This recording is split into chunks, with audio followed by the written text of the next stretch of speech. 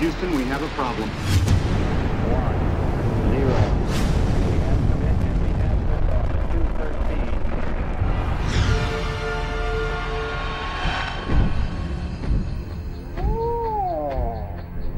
Be formless, shapeless, like water. Now you put water into a cup. It becomes the cup. You put water into a bottle, it becomes the bottle. You put it in a teapot, it becomes a teapot. Now water can flow or it can crash. Be water, my friend.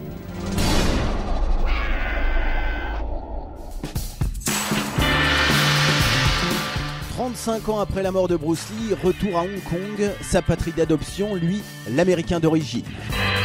Colonie britannique pendant un siècle, le territoire fait aujourd'hui à nouveau partie de la Chine depuis sa rétrocession à la République populaire en 1997. Quant à Bruce Lee, star des années 70 et légende des années 2000, il reste toujours présent dans la mémoire collective. Pour le vérifier, direction tout d'abord l'allée des stars du cinéma hongkongais, le long de la baie.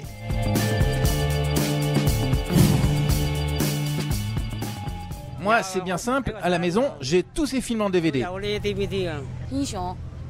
Bruce Lee est un héros chinois et ses films ont vraiment marqué mon enfance.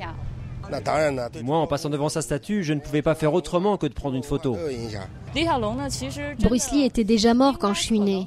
Et en tant que chinoise, je n'ai eu accès à ses films que dans les années 90. Et vraiment, je dois dire que j'adore. Right here, and tell us your name, your age, and where you were born. My last name is Lee, Bruce Lee. I was born in San Francisco in 1940. I'm 24 right now. Un simple casting chez un producteur hollywoodien en 1964 et voilà comment débute l'aventure pour celui qui n'est à l'époque qu'un simple professeur d'arts martiaux. Show us some kung fu movements. Well, it is hard to show it alone, but I will try to do my best. All right, maybe one of the fellows will walk in. Wanna walk Yeah, in? it would be. Go ahead. Go ahead. Go ahead. Come on, lady. Okay. Although accidents do happen, but you know, don't worry. I will to the eyes, or straight at the face, from the waist, everything on. Rapidement, il devient le professeur attitré du tout Hollywood, de Steve McQueen à James Coburn, mais sa carrière cinématographique se cantonne à des seconds rôles. À la fin des années 60, il prend donc la direction de Hong Kong, patrie de ses parents. La suite de l'histoire se trouve ici même, au 3e étage du musée des archives du cinéma hongkongais. Des centaines de bobines conservées dans une chambre forte à une température de 4 degrés, entre copie originale et rush de tournage. Bienvenue dans l'univers de celui que l'on surnomme encore aujourd'hui le Petit Dragon.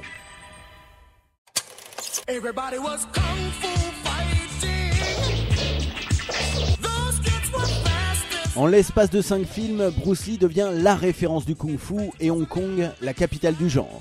Les meilleurs spécialistes de la discipline se bousculent pour l'affronter, de Chuck Norris, sextuple champion du monde d'arts martiaux, à Karim Abdul-Jabbar, star du basket NBA.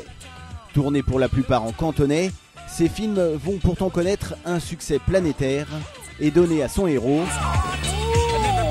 une aura sans limite.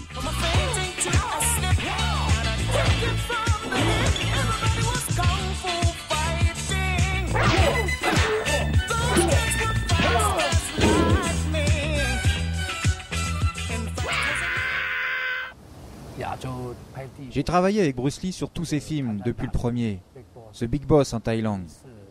Sur les tournages, il était plutôt du genre décontracté, toujours à proposer des idées. Ce gars-là, même assis au milieu de 10 000 personnes, vous l'auriez repéré tout de suite. C'est lui qui, le premier, a donné une renommée internationale au cinéma hongkongais. Parce que le kung-fu, c'est un langage universel. Le 20 juillet 1973, au sommet de sa gloire, Bruce Lee décède brutalement d'un œdème cérébral. Alors que plus de 500 000 Hongkongais viennent lui rendre un dernier hommage, son épouse, installée aux États-Unis, décide de rapatrier aussitôt le corps et vend leur maison. 1973, 2008, la maison est toujours là, mais désormais transformée en un hôtel très particulier. Bon alors voilà, nous sommes devant la dernière demeure de Bruce Lee et c'est devenu un hôtel de passe. Mais nous, ses fans, on va se battre pour en faire un musée.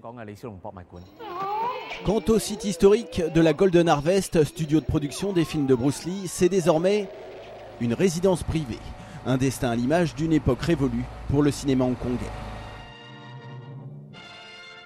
Une trentaine d'années après son âge d'or, sa production est en effet aujourd'hui quasiment à l'arrêt. Ses plus célèbres studios ferment tour à tour, d'abord touchés de plein fouet par la grave crise financière de 1997, puis désormais concurrencés par les tout nouveaux studios de Pékin. Alors pour trouver une dernière trace de Bruce Lee à Hong Kong, direction un petit shopping mall de Kowloon sur Nathan Road.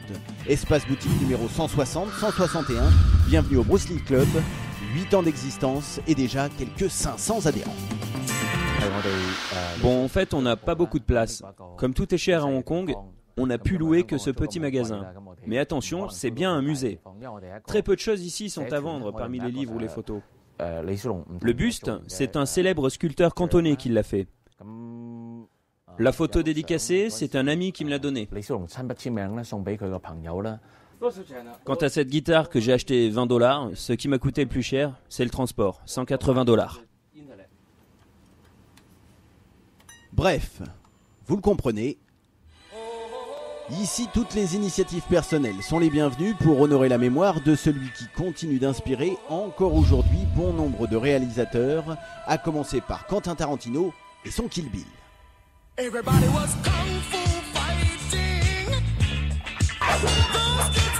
Et tant pis si tous les souvenirs de ses fans tiennent dans un 10 mètres carrés sans fenêtre, l'influence de Bruce Lee, elle, reste sans frontières.